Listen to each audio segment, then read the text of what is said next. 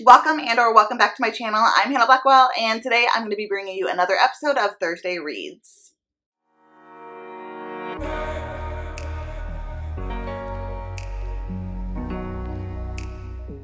So I have a lot of books to talk about here, and I'm pretty pumped because today, actually tonight, is going to be the kickoff for Once Upon a Readathon, and so I get to start reading all of the books I am very excited to be reading for June for my readathon. If you don't know what I'm talking about, all the information, including the announcement video, will be linked down below in the description. For Once Upon a Readathon, we have 8 amazing co-hosts, and it is all Treasure Island themed. It's going to be a ton of fun. And I have a huge TBR for June. I uploaded it recently. I will have that linked down below as well. I talked about over 21 books. I think it ended up being 25.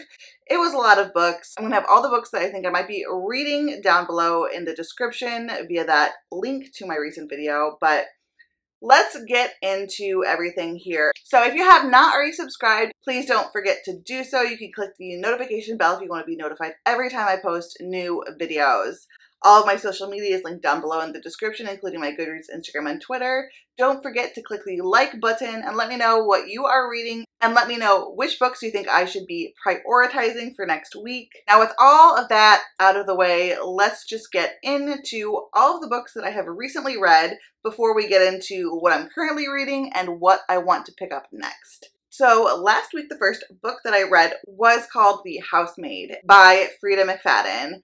I've heard a lot of people talking about this book. I think it's really popular and it is on Kindle Unlimited. I really was attached to my e-reader this last week. All I wanted to do was read ebooks.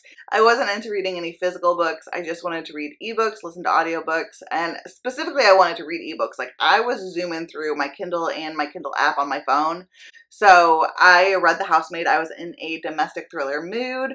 I had read The Perfect Marriage the previous week. I think I talked about that in my last Thursday reads. But The Housemaid was really good. I think I gave it 5 stars. It was like a 4.5, I feel like.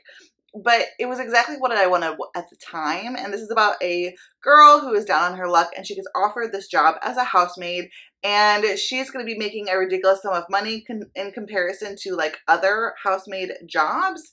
And she needs it. She's living out of her car. She says from the get that she is an ex-con. And so it's really hard for her to get jobs. So she gets there and she ends up really getting along with the husband and not so much with the wife. And drama and craziness ensues from there. I don't want to say much else because it is a domestic thriller. And truthfully, when I go into domestic thrillers, I just don't want to know much because I really want to be surprised. I know things are going to get twisty. I know in general that the ways things are going to go. But if I can get a little bit of like excitement and a little bit of like intrigue and not being sure where things are going to go, that's really what I want from a domestic thriller. Also, they just really tend to be a good way for me to break up my books and keep some excitement in my reading, give me a break from the intense fantasies, give me a break from the emotional romances, and just something I can just dive into. And it's usually like a 24 to 48 hour read for me, something that's fast-paced and fun. I especially love to read thrillers in the summertime. And for me, I prefer domestic thrillers but I also like other ones, but I think maybe because I'm a romance reader, I really do like the domestic thrillers. So yeah, I had a great time. I thought I was kind of surprised, not fully surprised, but like some of the twists surprised me, but some of it was quite predictable, but I still really had a good time with the drama and the intrigue. Next, I read book 2 and 3 in a trilogy that I had started a good long while ago. The first book was called The Initiation. This is by Nikki Sloan. So I read the second and third book, which were The Obsession and The Deception. So the second book I gave 4 stars. That was The Obsession. And this was a continuation, obviously, of the story of the first book, which was basically this really rich girl who she has her sister is supposed to be marrying this other family of this really, really rich, powerful family. And the two are it's supposed to basically merge the families, kind of like in old royal weddings. It's the same kind of idea, modern day American royalty, capitalism, getting families together to continue the wealth cycle, basically. And so her sister's supposed to marry this dude, but her sister ends up being pregnant and cannot. Our heroine decides to offer herself up in exchange. In this process, there is going to be a weird kind of super crazy initiation into this company. This book is crazy. This is some bonkers stuff. This is a dark romance. It's very kinky and it is pretty bonkers and crazy. So check trigger warnings going into it, but that's the synopsis for the first book. So the second book obviously continues where we left off, which I cannot tell you because it's crazy. The ending is crazy. And I gave that book 4 stars. And then the third book in the series, I gave 5 stars. Now there technically is more books in this series, but it's more like the world. It follows a different couple and that follows like different people. So this series, I feel like I've finished this like trilogy in this world, if that makes sense. The romance is bound up with a bow. That's all done with. I do want to continue on. I want to see what happens with these other characters. I'm very interested to see where that goes and quite intrigued based on who the hero is. I'm very interested to continue on. Next, I was continuing with my contemporary binge, Who Am I? I think that almost like half of what I read this month was contemporary. And that's kind of crazy for me. So the next book I read was Hunted by Adriana Anders. And this was a kinky book about this camp for adults. And it was like a kink camp kind of situation where they get to safely explore their kinks, much like an adult like club or like a swingers club or something like that. But basically it's a camp. It's a stay away camp, but for adults. And our main character has a kink that she wants to explore, but she's not really sure about it. She's never done this before, and that is a primal kink. So she likes to be chased and taken that way, and so she gets to explore that with someone here. It's a romance between the guy who she is exploring this kink with. She doesn't know who he is because he likes to keep his identity hidden, but you know, and then obviously she finds out at the end, and it's a really sweet, sexy, kinky, fun romance. Very short. I actually think it's a really good romance for summertime, so definitely check it out because it does like take place at a summer camp, but for adults, and it's short and fun. I think it'd be a fun beach read or, you know, like a fun just like summertime by the pool kind of read. I had a lot of fun with it. So definitely recommend if you want to find something a little bit taboo, a little bit out there, fast-paced and fun. So through this whole process, I was slowly reading Entreat Me by Grace. This is the first Grace Draven that I have finished. I really enjoyed it. I thought it was a beautiful romance. It feels very similar to like a faster paced Juliette Marillier, but it's not necessarily what I want when I'm in a fantasy romance mood, if that makes sense. I consider this more like on the ethereal, historical fantasy side of fantasy books that have romance, but it's much more kinky. It's much more steamy and spicy than something like Juliette Marillier or Naomi Novik or something like that. So she plays in the historical fantasy parts really well, but then she adds in some much more spice than you would get usually with a fairy tale retelling type of historical fantasy. So it was very interesting. I don't think a lot of people do what she does, and I loved that. I gave it 4 stars. It's not what I'm looking for generally when I'm looking for like an actual fantasy romance fun time. Then I'm looking for something much more fast-paced, right? But I have to keep her in mind for times that I want to read like a retelling / historical fantasy. And I never mind getting some extra spice in there. So I definitely need to keep her in mind for that. I really had fun. It really reminded me more of like a T. Kingfisher Sword Heart type of book, but with more spice in it because there was a lot of spice in this book. Next, I continued on with another contemporary romance. I was in a dark romance mood. What can I say?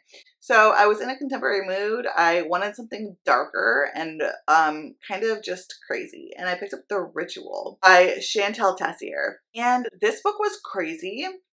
If you are going to pick this book up, please check your trigger warnings and know this is extremely taboo. extremely dark. There is a lot of dub con, CNC, consent non-consent, a lot of BDSM, degradation, a lot of kinks in there, and a lot of taboo content. This is a dark college romance about a secret society. I don't want to say too much because I don't want to spoil it. It was a little bit long. This book was over 600 pages, which I usually would say, like, ain't no reason for a contemporary romance to be over 600 pages. I'm sorry. But for this one, I think I read it in 2.5 days, which is not bad for that amount of pages. And I adored it. I gave it 5 stars. I think it's more like a 4.5, like in my head, but on Goodreads I gave it 5 stars. I had an amazing time with this. If you like dark romance and you like taboo romance and you've checked the trigger warnings and you're okay there, please read this book. Please read this book. But no, this book is not for everyone. This, like, I can see a lot of people like just being like, no, this book was too far. But I thought it was crazy and awesome and a fun time. Okay, so that's where we are. That's everything that I have read in this last week. Let's talk about the 2 books that I am reading now. The first one is Ship of Destiny by Robin Hobb. Yeah, so last week I didn't really read any epic fantasy. I finished the 2nd book in the Dandelion Dynasty. I believe that I talked about that during my last wrap up. So I took a few days off from epic fantasy and then I really wanted to pick this one up. I just was in the mood for it. And yeah, this is the 3rd book in the Live Ship Traders series. This is the 2nd series in Robin Hobb's Realm of the Elderlings and the final book in this trilogy. It's going really well. I gave the 1st book in the series 5 stars. I gave the 2nd book 4 stars, and I can tell this one's probably going to be a 5-star book. I'm really having a great time, and it's the perfect book to be reading for Once Upon a Readathon Treasure Island. This has 2 mascots in it, and it is a water setting as well. So perfect for that. This is a series about these live ship traders. They are these traders that have these special ships that have quickened. They've become alive after 3 generations of the head of the family dying on the ship. So they've become alive, and that means they have these special abilities to be able to travel up the Rainwild River and get these special oddities and artifacts. There are also pirates in here. There's this pirate, Kenneth, who wants to be the king of the pirates. There is no king of the pirates, obviously, because pirates generally don't want to be having kings, right? But he has this dream of becoming king of the pirates, and he thinks if he can steal a live ship, then he would be able to do that. We also follow Althea, who has basically been cheated out of her inheritance of her family's newly quickened live ship. And so we follow this cast of characters. It's multi-POV'd, and it's a very character-driven series that follows this family and these ships and these adventures and this pain, like, and their turmoil and their difficulties in just getting by. There's a lot of really hard things to see in this series. A lot of really difficult things that these characters go through. It puts you through the ringer. It makes you emotional. It makes you want to cry. It is beautiful. It's political. It is just Robin Hobb at her finest, which she basically is always at her finest. Yeah, and I'm having a great time enjoying reading it. I think it's the perfect book to be entering Once Upon a Readathon Treasure Island with, and I'm hoping to be able to finish it by the end of this weekend. Today is Wednesday. So this is going to go up hopefully on Thursday or Friday. I'm not sure. The other book that I'm also reading is The Pirate's Witch by Jessamine Rue. This is a why choose fantasy romance about these pirates trying to break this curse and this witch who has been abducted by them. And so she is very sexually open and adventurous, and she's just basically always down for it, which is like fun. It's definitely just a 5 on the spice scale kind of book. Like, this is just super smutty, but it's over 300 pages because I think it also does get into this curse-breaking plot and like a pirate's adventure type of plot, and there's magic. So, but basically in between every single plot point, there's like 5 spicy scenes. Like, the book started out with a spicy scene, like 2 people getting it on, and that's literally how the book starts. So this is definitely almost pure smut. This is basically exactly kind of how I want to start the readathon, out with like this epic fantasy and straight smut. And I think it's really good to be able to switch back and forth between the two when I need a break from one and or the other. So I think that's going to work out really well for me. I'm enjoying it. I think I'm only about 50 pages in, and I'm enjoying it. So yeah, I'll be reading more tonight. We have the kickoff sprints tonight, and I'm pretty excited about that. So as for books that I want to pick up next, I did just bite the bullet. I did it. I bought and downloaded The Fourth Wing by Rebecca Yarros. I've heard basically nothing but Fourth Wing on BookTube for the last month. And I feel like I'm the only person left that has not read this book, but getting your hands on a physical copy at the moment is difficult. Amazon seemed to be back ordered into July, so that wasn't happening. So I just got the ebook. It was cheaper too. My library, the wait was like 3 months or something. So I just got the ebook. I figured save a little bit of money, do it that way, and if I like it, I can buy a physical copy. So this is a dragon fantasy romance book that I'm sure you've heard about. I think it's a YA, but leaning towards new adult. I hear there's a competition aspect, that the fantasy romance is like less romance, more fantasy, like more of like a 60-40 fantasy to romance kind of split. So we'll see how I enjoy that, and it sounds like it's going to be a good time. Mostly, if you want to know like what I'm doing this month, I'm mood reading my long ass TBR that I uploaded. So that's linked down below in the description. You can check that out. That is what I'm mood reading off of, plus a few more. I do have some historical romances that I picked up off my shelves. I have some contemporary romances and some more thrillers too that I could pick up. So a giant list of books that I am mood reading off of. And I really do want to allow myself to mood read, but I do have a feeling that it is going to be Fourth Wing that I pick up next after these books, but I guess we're going to have to wait and find out. So if you liked this video, please don't forget to click the like button, comment down below, let me know what I should read next. If you've watched my TBR for June, which book on there do you think that I should pick up? If you have not already subscribed, I would love for you to do so. All of the Readathon information and my social media information is linked down below in the description, including my Goodreads, Instagram, and Twitter, and the Instagram and Twitter for the Readathon. Until next time, fellow readers, keep reading and living your best life. Never said you felt that way. And guess you're trying to stay strong and fake a smile until I look away. But I've known you too long, it hurts to watch your blue eyes fade to gray as you fade away.